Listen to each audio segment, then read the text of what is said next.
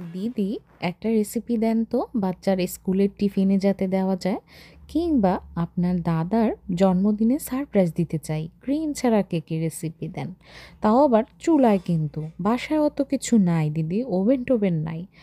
তো রেসিপিটা দেন না দিদি, অনেকেই বলছেন, তো ভাবলাম যেহেতু একটা চুলায় কেক বানিয়েছি, তাই আপনাদের সাথে একটা ভ্যানিলা স্পঞ্জ কেকের রেসিপি শেয়ার করি। কথা না বাড়াই, কাজে চলে যাই। যেই পাত্রে আমি কেকটা বেক করব, মানে যে হাঁড়িতে আমি কেকটা বানাবো, ওই হাঁড়িতে লবণ দিয়ে চুলার আঁচটা একদম লোতে রেখে একটা ঢাকনা দিয়ে ঢাকনার মুখটা লবঙ্গ দিয়ে বন্ধ করলাম। এখানে শুকনো উপকরণ আছে 1.5 কাপ ময়দা, আর নিয়েছি 2 চামচ ওই যে চায়ের চামচ দিয়ে কর্নফ্লাওয়ার, আর 1 চামচ হচ্ছে বেকিং পাউডার। 3টা উপকরণ 4বার আমি চেলেছি, চেলে খুব ভালো করে নেড়েচেড়ে মিশিয়ে নিচ্ছি। চালাটা আর দেখালাম না। এখন একটা প্লেট দিয়ে ঢেকে একটা সাইডে রেখে দিব। শুকনো উপকরণের পর্ব চলে গেল। এখানে নিয়েছি 1 কাপ চিনি। চিনি কম খাইতে চাইলে আরও কমও ব্যবহার করতে পারেন, কিন্তু আমি এখানে চায়ের কাপের 1 কাপ নিয়েছি, যেহেতু বাসায় তো সবসময় মেজারমেন্ট কাপ থাকে না। এখানে নিয়েছি 5টা ডিমের সাদা অংশ, আর সাদা অংশটা আর কুসুমটা আলাদা করেছি। এই যে দেখেন, কুসুমটা আলাদা বাটিতে। এখন এই সাদা অংশটাকে আমি একটু 25 সেকেন্ডের মতো বিটারের লো স্পিডে বিট করব। আর এই বাটিটা না সাদা অংশ নেয়ার আগে হালকা গরম করে নিয়েছি। বেশি গরম করলে কিন্তু ডিম মামলেট হয়ে যাবে, তখন আবার আমাকে বকবেন মনে মনে, রেসিপি জানে না, আইসে শেয়ার করতে। এখন যেহেতু 25 সেকেন্ড লো স্পিডে বিট করলাম, তারপরে আমি এই চিনিটাকে 4বারে মিশাইছি। এখন আমি যদি 4বারে মেশানো দেখাতে যাই, আপনারা বিরক্ত হয়ে যাবেন না? এমনিতেই 7 মিনিটের একটা ভিডিও হয়ে গেছে। যতই চাই ছোট করব, সম্ভব হয় না। অল্প অল্প করে বিটারের স্পিডটা একদম লোতে রেখে আপনারা মিক্সড করবেন। আর এই বিটারগুলো তো এখন সবার বাসায় মোটামুটি থাকে। আসলে হ্যান্ড উইক্স দিয়ে না ওইভাবে করা যায় না, হাতটা ব্যথা হয়ে যায়। তো অনেকেই রিকোয়েস্ট করছে। আর সবচেয়ে যে বড় ব্যাপার সেটা হচ্ছে এই পুরো কেকটা তেল ছাড়া আমি বানাইছি, একদম তেল নেই। তার জন্য বাচ্চার জন্য নিঃসন্দেহে এটা হচ্ছে স্বাস্থ্যকর একটা খাবার। চাইলে ছোট ছোট টুকরা করে আপনারা টিফিনে দিতে পারেন। তো আপনাদের সাথে গল্প করতে করতে আমি 4বারে দিয়ে চিনিটাকে ভালো করে মিশিয়ে নিচ্ছি। দেখেন ভাই, আমি অত শত জানি না, যতটুক বানাইছি মাইডেতে স্টোরিতে দিছি, তখন আপনারা রেসিপি চাইছেন, ভাবলাম শেয়ার করি। অনেকে আবার ভুল ধরতে আসবে, ভুল ত্রুটি মিলিয়েই মানুষ।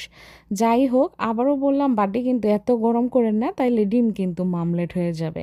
হ্যাঁ, এখন হচ্ছে আমি একদম লো স্পিডে রেখে একটু একটু করে কুসুমটা মিশিয়ে নেব। হ্যাঁ, অনেক বেশি স্পিড বাড়াতে যাবেন না, তাইলে কিন্তু ডিমের মেয়ানটা নষ্ট হয়ে যাবে। তখন আবার বলবেন রেসিপি জানে না, আসছে রেসিপি শেয়ার করতে। এই যে দেখেন তো, 2বারে আমি ডিমের যে কুসুমটা আছে ওইটা আমি মিশাই নিতেছি ভালো করে। তো ভালো করে একটু মিশাবো বলতে আলতো হাতে। কয়েকটা জিনিস অবশ্যই খেয়াল রাখতে হবে। অনেকেই বাটার ইউজ করে, তেল ইউজ করে, কিন্তু আমি এই কেকগুলোতে তেল ইউজ করি না। এমনিতেই দেখছেন না কি মোটা। তো যাই হোক, বিট করে হালকা সময় কুসুমটা মিশিয়ে দেখেন, এখন একটা অক্ষর লেখা যায়, অক্ষরটা মুছতে একটু সময় লাগতেছে। তার মানে কিন্তু পারফেক্টভাবে বেটারটা হয়ে গেছে। এখন ওই যে শুকনা উপকরণ মিশাবো, এটা খুবই একটা গুরুত্বপূর্ণ একটা অংশ কেক বানানোর। এই ক্ষেত্রে যদি আমি তাড়াহুড়া করে ওই যে ডাল যেভাবে ঘুটনি দিয়ে ঘুটি, সেইভাবে যদি আমি মেশাতে যাই, তাহলে কিন্তু শেষ।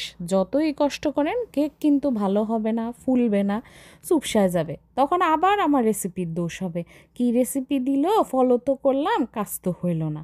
এই কাজটা আমি 3 থেকে 4বারে, শুধু আমি না, আপনারা যদি বাসায় বানান, সে আপনারা যে কয়েকটা ডিম দিয়ে বানান, এইভাবে আলতো হাতে করতে হবে।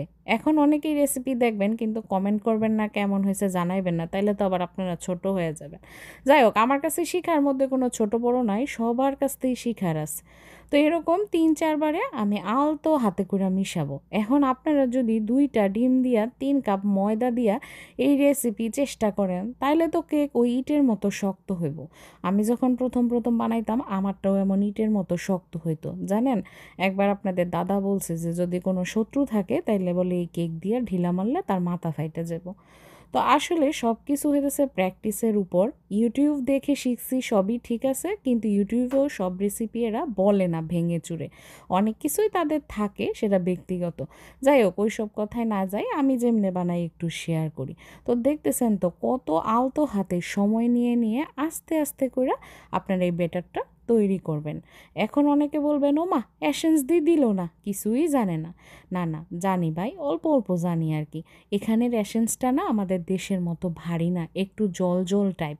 তো যার কারণে এসেন্সটা আমি পরে ব্যবহার করছি, যদি শুরুতে করতাম অনেক সময় জলের কারণে কিন্তু আপনার এই যে মেরান মানে বেটারটা আছে সেটা বইসা যাইতে পারে। তার জন্য আমি যেটা করলাম সেটা হইতেছে এসেন্সটা পরে মিলাইলাম। এতে করে দেখেন আলতো হাতে মেলানো হয়ে গেছে। এখন এটারে আমি যেই মোল্ডটাতে আর কি কেকটা বেক করব সেটাতে একটু ঢেলে দেব। এখন বাসায় তো বেকিং পেপার সবার থাকে না, সাদা কাগজ তো থাকে সবার বাসায়। আমি এই কাগজটা মিশেলের থেকে নিছি, আমার বাসায় ছিল না, যেহেতু বেবি নাই তো এই সাদা কাগজও ছিল না। আর আমার বেকিং পেপারটা শেষ হয়ে গেছে। তারপরে একদম উসাতে যেমন পাহাড়ের টিলাতে ঢালতাছেন এমনভাবে ব্যাটারটা ঢেলে দিবেন, ব্যাস হয়ে গেছে। এখন শাঁসলিক কাঠি বা যেই শলা থাকে কাছে, সেই শলা দিয়ে একটু চারদিকে ব্যাটারটা ছড়াইবেন, আর না হলে এইভাবে আমার মতো হাত দিয়ে একটু ট্যাপ করে নেবেন, এতে করে ব্যাটারটা চারদিকে ছড়াই যাব। এই যে দেখতেছেন হাঁড়িটার মুখ খুলে এর মধ্যে আমি দিয়ে দিলাম এখন 10 মিনিট হাই হিটে, আর বাকি 20 মিনিট হইলো একদম লো আছে কেকটারে বেক করব। আর এই যে হাঁড়িটার নিচেও চাইলে একটা কড়াই দিয়ে দিতে পারেন, তাহলে কেকটা কিন্তু পুড়া লাগবে না। অনেক সময় হয় না তারতম্যের কারণে আঁচের পুড়ে যায়।